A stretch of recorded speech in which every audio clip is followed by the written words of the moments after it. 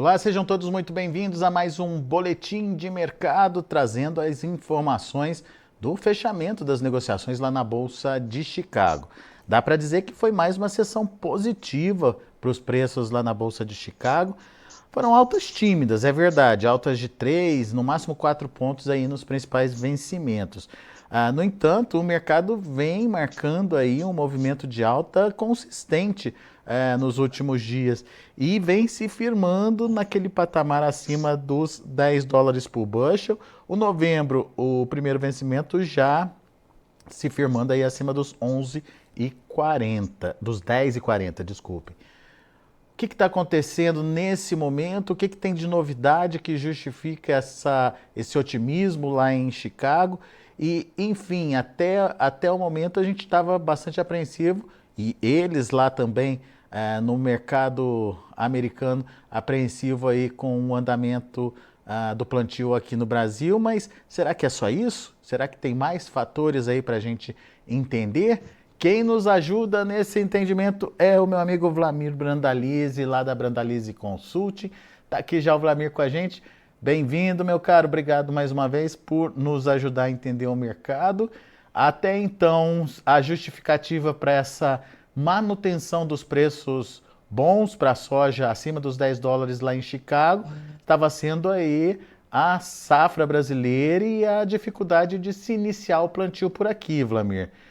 Tem novidade que justifique e quem sabe até mude esse cenário aí de preços? Boa tarde, Alex. Boa tarde a todos. Olha, Alex, hoje nós tivemos uma boa notícia. Eu acredito que talvez seja a melhor notícia do ano.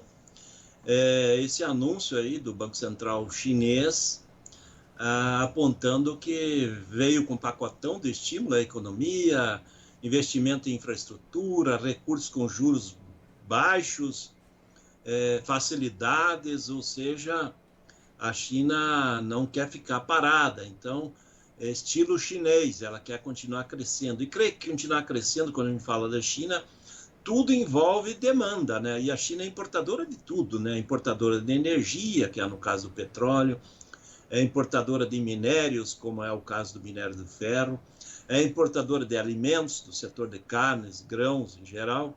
Então, tudo que vem nessa linha, ele acaba estimulando, né? Porque a China vinha começando a patinar, vamos dizer assim, estava patinando, a economia não estava conseguindo evoluir, essa guerra comercial aí entre China e Estados Unidos também atrapalhando a vida dos chineses, e o mercado já surgindo aqui no mercado brasileiro aquelas informações, o ritmo do crescimento da suinicultura está ficando abaixo, a margem do suinocultor chinês não está boa.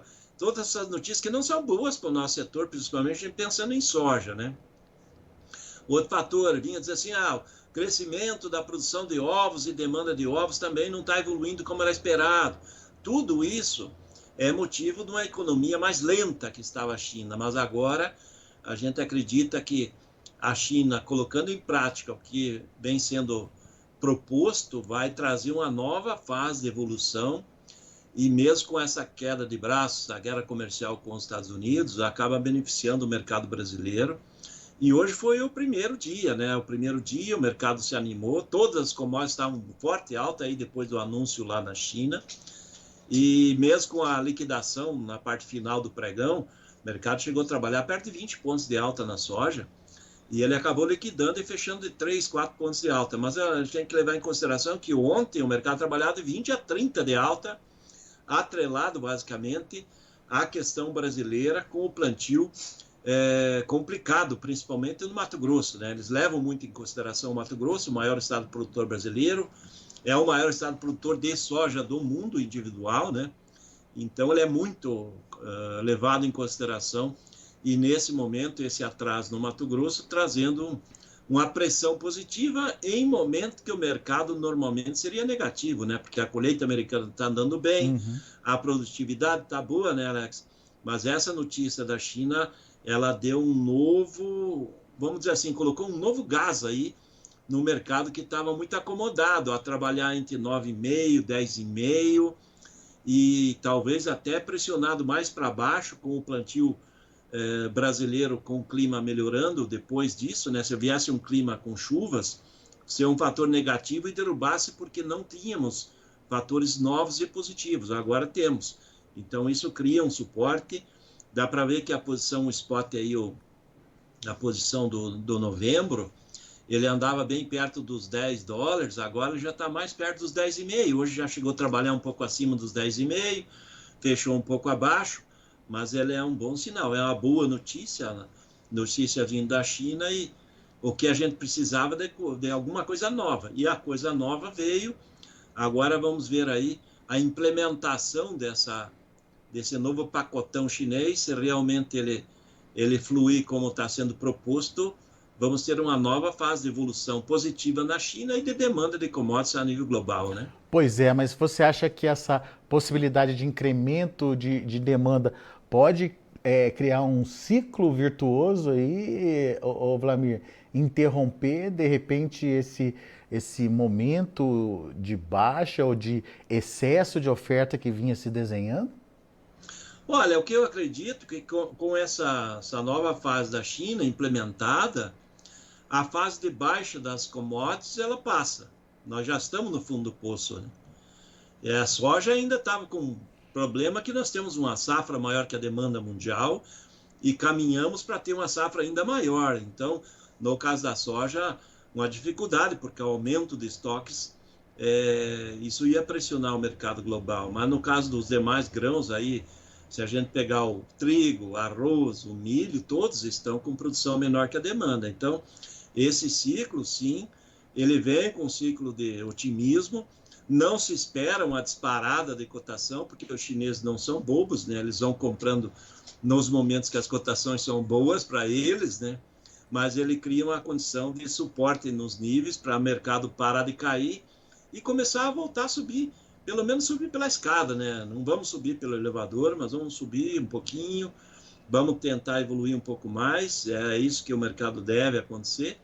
E é possível aí que nos próximos dias, hoje ele liquidou, ainda tem espaço para novos ajustes, porque o relatório do USDA de ontem, praticamente, ele já passou hoje, né? O pessoal olhou, tal, colheita americana, 13%, está adiantado, colheita em Illinois bem adiantada, mas esse já foi um fator de ontem. Hoje o fator da China também veio, impactou aí pela manhã, à tarde já ficou mais calmo, já passou aparentemente, mas ele fica, né? Porque agora é um fator que abre uma janela nova de demanda a nível global, né? Então, isso é positivo, né? Uma boa notícia. Não tínhamos boas notícias, né? E num momento interessante para o próprio chinês, né? Onde ele estimula o crescimento da economia dele diante de um cenário relativamente barato das commodities, né, Vlamir? Não estou falando só de soja, vários outros produtos também a preços mais baratos no mundo, né?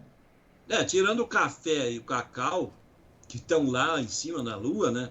Mas se a gente pegar produtos que o chinês importa muito, petróleo, barato, né? O petróleo já andou perto de $100 o barril, agora estava navegando aí perto de 70 ou menos. Soja barata, na faixa de $10 ou menos que trabalhou, agora $10 a $11 nessa janela. Mas a questão do ano atrás estava 14, acima de 14. Milho também aí, na faixa de 4 a $4,5 o bucho. Também, andava na casa dos 5. O trigo, perto dos $6, mandava perto dos 7. Então, estão baratos, né? Então, esse ambiente para a China é um ambiente bom de estímulo à economia, porque os principais produtos que eles vão precisar importar, eles estão baratos, e mesmo que tenham um crescimento de valor desses produtos, eles não vão impactar muito no poder aquisitivo chinês, né? Porque eles estão desvalorizados. Isso é bom para a economia, principalmente que o governo chinês não gosta de inflação. Então, estimula a economia, cria mais empregos, cria demanda e não cria inflação. Essa é a lógica, né? Então, se vamos ter um fluxo maior, e isso acaba limitando novas baixas aí nas principais commodities, nas carnes também, que também estão baratas, né? Você pega carne bovina, frango, suíno, tão baratos, automaticamente você cria um ambiente melhor de demanda e pelo menos para essa fase baixista que o mercado veio aí. Nesses últimos 3 anos, dá para considerar que nós viemos em queda de cotações, né? E você acha que retomada da demanda chinesa, ela é para o curto prazo, já é para acontecer já nas próximas semanas, nos próximos meses, enfim, ou ainda demora um pouquinho, a gente precisa ter alguma cautela ainda com a construção, né, desse programa? Olha, Alex, tem que alertar o produtor que isso não acontece da noite para o dia, né? Não vai da noite para o dia que eles vão começar a criar novas infraestruturas, novas ferrovias, novas rodovias, novas cidades que nem os chineses criam. Isso demanda tempo, só que para nós é importante que também a gente tenha um tempo maior de evolução econômica que cria uma garantia de mercado brasileiro, que nós estamos em crescimento de área plantada, de soja, de produção, e daí nós temos uma visão de médio e longo prazo mais positiva, né? Então, ele vai nos trazer aí um futuro melhor à frente, né? E essa guerra comercial com os Estados Unidos, ele acaba criando uma expectativa melhor para nós, porque eles vão precisar de demanda maior de tudo que a gente produz, aqui no caso das commodities brasileiras, e ao mesmo tempo o governo chinês ele está tentando estimular a China a evoluir economicamente para criar demanda interna melhor, porque certamente agora com esses bloqueios que está acontecendo nos Estados Unidos, dificuldade ou praticamente proibição de importação de carro elétrico chinês, de placas de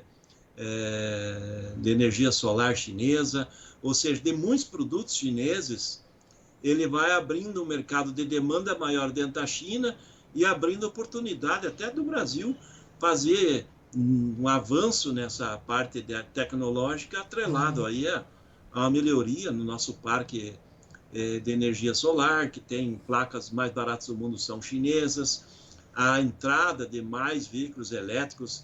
Isso está causando um pavor na indústria normal aí, brasileira, porque a China tem um poder de evolução e de competitividade maior que as empresas americanas e europeias, né, Alex? Então, a gente vai ver aí uma guerra de preços também, vamos dizer assim, nos carros, né? Que provavelmente nós vamos ter carros mais baratos. E automaticamente estimula a demanda aqui também, né? Porque nós vamos exportar mais, vamos vender mais, criar mais empregos no mercado brasileiro. E estimula a demanda, né? É o ciclo da economia, deve ajudar a economia brasileira também. E daí tem dois fatores importantes que você relatou aí, né, Wlamir?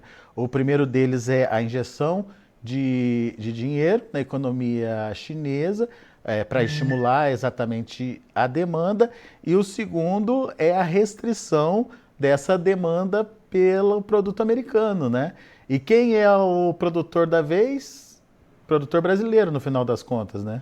Exatamente, nessa questão, principalmente se a gente olhar a soja, nós competimos de frente aí com os americanos, né? Então, não é que os americanos não vão ter mercado, a grande questão é que nós vamos ter um mercado melhor, cada vez mais forte da China, que já é o nosso maior mercado. Mas a gente tem o privilégio de conseguir evoluir em cima desse mercado aí de uma maneira mais forte, né? E isso dá liquidez, né? Isso traz uma condição de médio e longo prazo de melhoria de prêmios nos portos, né? Então tem isso. E acreditamos aí que com essa evolução chinesa, aqui no Brasil também começa a melhorar, né? Há uma expectativa que os portos brasileiros agora comecem a se privatizar melhor eles, dar uma liberdade para a empresa privada tocar os portos, que dá uma logística mais eficiente brasileira e acaba beneficiando o produtor, né? Porque prêmio negativo nos portos, ele prejudica o produtor brasileiro, ele não prejudica o importador, ele prejudica quem produz aqui dentro. Então, temos que ter prêmios positivos, né? Dá para ver que nesse momento que os portos não estão abarrotados de navios e está dando fluxo de embarque normal, que o navio não fica muito tempo parado para carregar, nós estamos com prêmios aí hoje de 160, 170 centavos acima de Chicago, e com demanda agressiva aí para a soja brasileira. E se a gente vê os momentos que a gente estava aí no começo da temporada da safra, muito navio parado, esperando, nós chegamos a ter prêmios aí de 90, 100 pontos negativos. Então, só aí dá uma diferença bem grande na cotação da soja.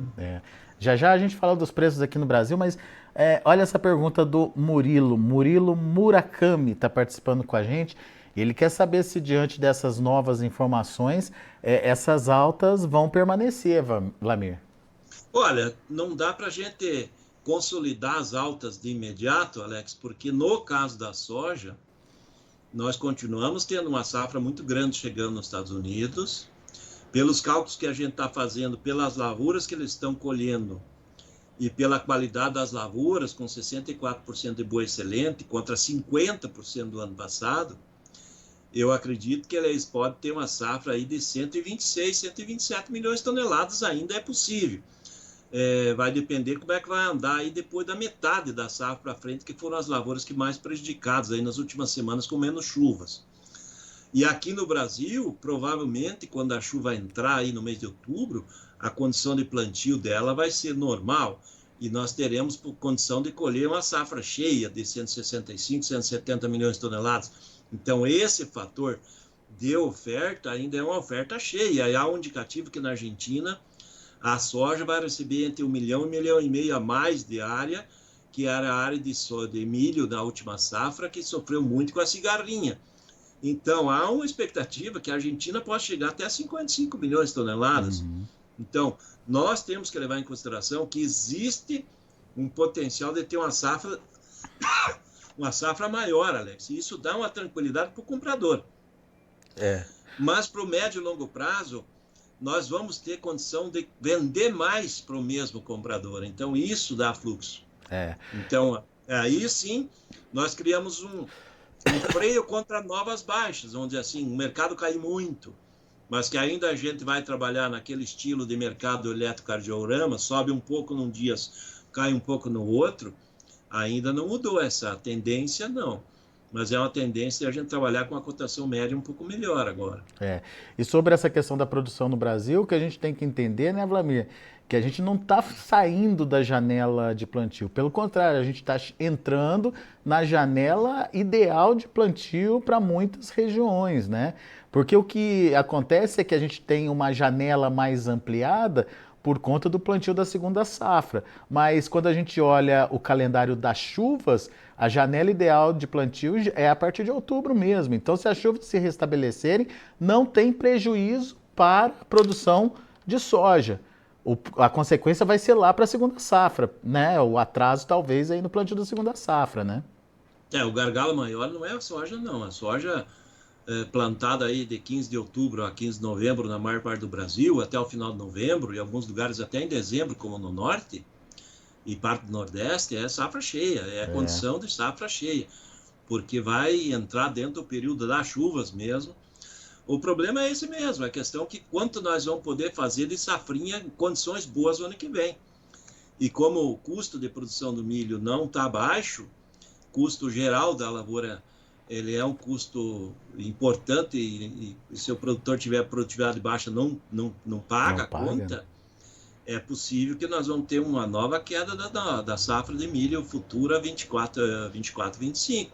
Com relação a milho, isso é possível sim, ter um problema e deixar as cotações internas ainda mais agressivas do milho para frente, mas no caso da soja, não, estamos começando a temporada, né? Ainda não, se a gente olhar friamente, não tem atraso nenhum. Historicamente, se a gente voltar nos anos, uma década atrás, 2 décadas, Mato Grosso começava a plantar 10 de outubro, 15 de outubro em diante e até o começo de dezembro. Essa era o normal da safra do maior estado produtor brasileiro, né? Vlamir, vamos falar um pouquinho dos preços e dos negócios aqui no Brasil, pode ser? Porque hoje a gente teve altas expressivas em Chicago, como você pontuou, chegamos a ver 20 pontos de alta em Chicago, mas no final do pregão esse preço diminuiu, essa alta diminuiu. Na contramão a gente teve um dólar que encerrou aí, outro caminho para o encerramento, com queda de 1,30%, abaixo dos 5,50.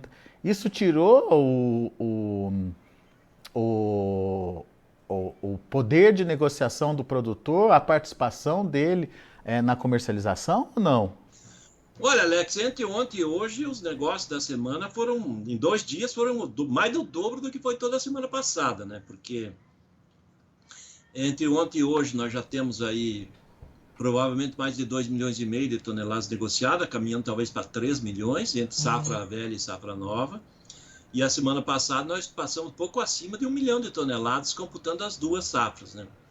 Então, o ritmo dos negócios veio forte, os produtores aproveitaram os momentos, nós tivemos cotações aí muito perto dos melhores momentos, aí tanto safra nova quanto safra velha.